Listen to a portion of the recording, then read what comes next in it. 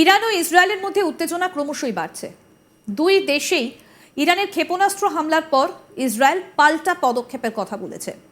আন্তর্জাতিক বিশ্লেষকদের দাবি, শিয়া দেশটির থেকে ইহুদিদের ওপর এইভাবে আক্রমণ নেমে আসায় পশ্চিম এশিয়ায় বিস্তীর্ণ এলাকা জুড়ে যুদ্ধ ছড়িয়ে পড়ার আশঙ্কা রয়েছে। লড়াইয়ের ময়দানে একে অপরকে মাত দিতে কোন কোন হাতিয়ার ব্যবহার করবে ইরান এবং ইসরায়েল, এই নিয়ে ইতিমধ্যেই দুনিয়া জুড়ে শুরু হয়েছে চুলচেরা বিশ্লেষণ। বিভিন্ন মুসলিম দেশ ইসরায়েলের হামলা বন্ধ করার আহ্বান জানিয়েছে।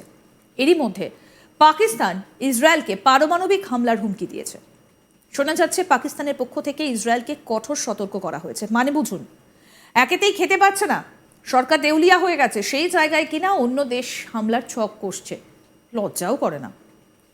লেবাননে হিজবুল্লাহ গোষ্ঠীর বিরুদ্ধে লাগাতার অভিযান চালাচ্ছে ইসরায়েল। হিজবুল্লাহ গোষ্ঠীর ঘাঁটিগুলো লক্ষ্য করে বিমান হামলা চালাচ্ছে ইসরায়েলি সেনা। এই পরিস্থিতিতে ইসরায়েলের প্রধানমন্ত্রী বেঞ্জামিন নেতানিয়াহুর সঙ্গে ফোনে কথা বললেন প্রধানমন্ত্রী নরেন্দ্র মোদী। এই বিশ্বে সন্ত্রাসের কোনো জায়গা নেই বলে নেতানিয়াহুকে তিনি বার্তা দেন। নেতানিয়াহুর সঙ্গে কথোপকথনের পর এক্স হ্যান্ডেলে একটা পোস্ট করেন মোদী। সেখানে তিনি জানান, পশ্চিম এশিয়ায় দ্রুত শান্তি প্রতিষ্ঠায় সব রকম সাহায্যে প্রস্তুত ভারত।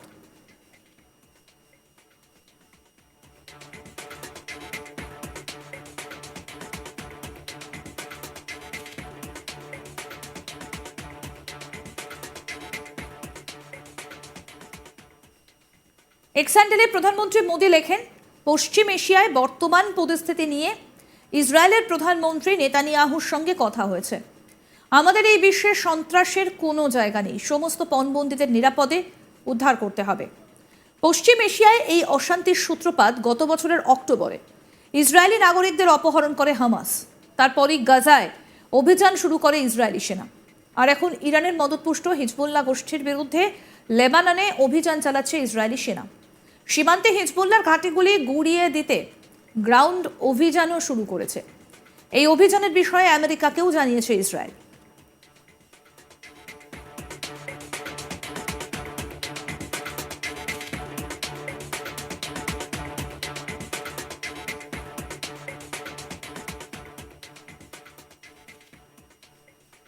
সদ্য বেইরুটে ইসরায়েলের হামলায় হিজবুল্লাহ প্রধান নাসরাল্লাহর মৃত্যু হয়েছে। তবে হিজবুল্লাহর বিরুদ্ধে অভিযান এখনই যে বন্ধ হচ্ছে না তা স্পষ্ট করে দিয়েছে ইসরায়েলি সেনা। দক্ষিণ লেবাননে সীমান্তের কাছে গ্রাউন্ড অভিযানও শুরু করেছে তারা।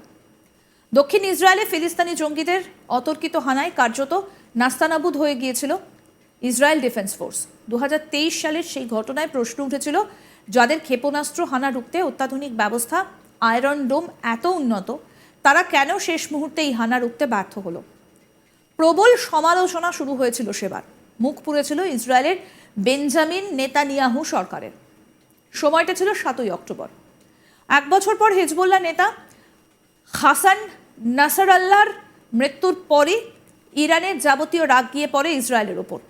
যদিও ইসরায়েলি প্রধানমন্ত্রী বেঞ্জামিন নেতানিয়াহু আগেই এই হামলার আশঙ্কায় ইরানকে হুঁশিয়ারিও দিয়েছিলেন, যদি ইরান ইসরায়েলের ওপর মিসাইল আক্রমণ করে তাহলে এর ফল ভালো হবে না।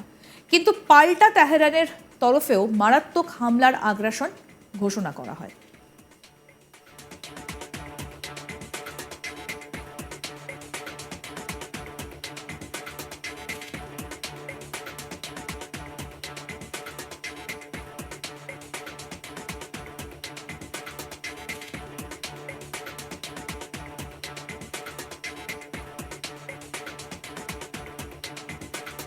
ইসরায়েলকে লক্ষ্য করে শয়ে শয়ে মিসাইল ছোড়ে ইরান। এরপরই নিজেদের শক্তিশালী এয়ার ডিফেন্স সিস্টেমকে মোতায়েন করে ইরানের মিসাইল হানা আটকে দেয় ইসরায়েল ডিফেন্স ফোর্স।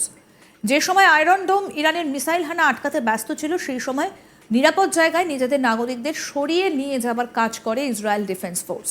ইসরায়েলের আকাশ জুড়ে তখন শুধুই সাইরেনের শব্দ, যাতে আগাম সতর্ক হয়ে যেতে পারেন ইসরায়েলের নাগরিকরা। ফিলিস্তিনি জঙ্গিরা দক্ষিণ ইসরায়েলে হামলা চালিয়েছিল। এবার ইরানের এই হামলা মূলত পশ্চিম ইসরায়েলের শহরগুলিতে। আইডিএফ এর তরফে জানানো হয়েছে, ইরানের ছোড়া মিসাইল থেকে বাঁচতে নিরাপদ শেল্টারে সরিয়ে নিয়ে যাওয়া হয়েছে ইসরায়েলি নাগরিকদের। অন্যদিকে ইরানিয়ান রেভলিউশনারি গার্ড কর্পসের তরফে জানানো হয়েছে, হিজবুল্লাহ নেতার মৃত্যুর বদলা নিতেই এই হামলা চালানো হয়েছে ইসরায়েলের ওপর। লেবাননের এই জঙ্গি গোষ্ঠী হেজবুল্লাহ কিন্তু ফিলিস্তিনি জঙ্গিদের পাশেই দাঁড়িয়েছিল গাজা ইস্যুতে। সেবারও ইরানের মদতপুষ্ট লেবাননের এই জঙ্গি গোষ্ঠী ইসরায়েলের ওপর হামলা চালিয়েছিল। 1991 সালে গালফ ওয়ার চলাকালীন সময় থেকেই উন্নত এয়ার ডিফেন্স সিস্টেম ব্যবহার শুরু করে ইসরায়েল। মূলত গাজায় ফিলিস্তিনি জঙ্গি হানা রুখতেই এই আয়রন ডোম এয়ার ডিফেন্স সিস্টেম ব্যবহার শুরু করে ইসরায়েল। এই আয়রন ডোম সিস্টেমের মূল লক্ষ্য হল ইসরায়েলের দিকে আসা স্বল্প দূরত্বের ড্রোন এবং মিসাইল হামলা রুখে দেওয়া। ধ্বংস করে দেওয়া হয় হামলাকারী রকেট, মিসাইল এবং ড্রোনকে। আর যদি দেখা যায় সেগুলির লক্ষ্যবস্তু ব্যাপক প্রাণহানি করবে এমন জায়গায় নয়, তাহলে সেগুলিকে আছড়ে পড়তে দেওয়া হয়।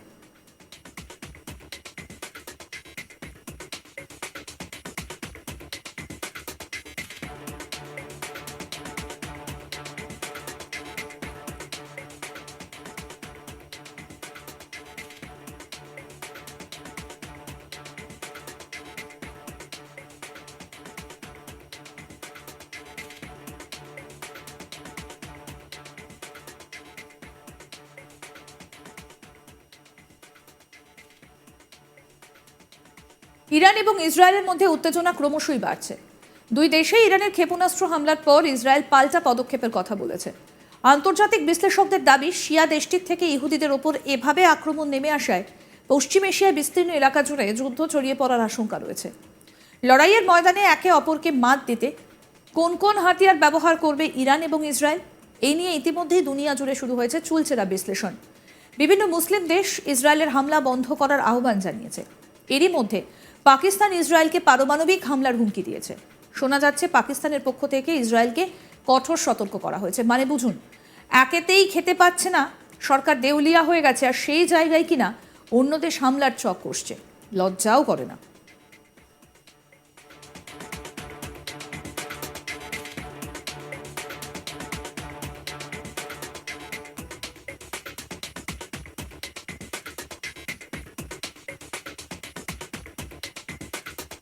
লেবাননে হিজবুল্লাহ গোষ্ঠীর বিরুদ্ধে লাগাতার অভিযান চালাচ্ছে ইসরায়েল। হিজবুল্লাহ গোষ্ঠীর ঘাঁটিগুলো লক্ষ্য করে বিমান হামলা চালাচ্ছে ইসরায়েলি সেনা। এই পরিস্থিতিতে ইসরায়েলের প্রধানমন্ত্রী বেঞ্জামিন নেতানিয়াহুর সঙ্গে ফোনে কথা বললেন প্রধানমন্ত্রী নরেন্দ্র মোদী। এই বিশ্বে সন্ত্রাসের কোনো জায়গা নেই বলে নেতানিয়াহুকে তিনি বার্তা দেন। নেতানিয়াহুর সঙ্গে কথোপকথনের পর এক্স হ্যান্ডেলে একটা পোস্ট করেন মোদী। সেখানেই তিনি জানান, পশ্চিম এশিয়ায় দ্রুত শান্তি প্রতিষ্ঠায় সব রকম সাহায্যে প্রস্তুত ভারত।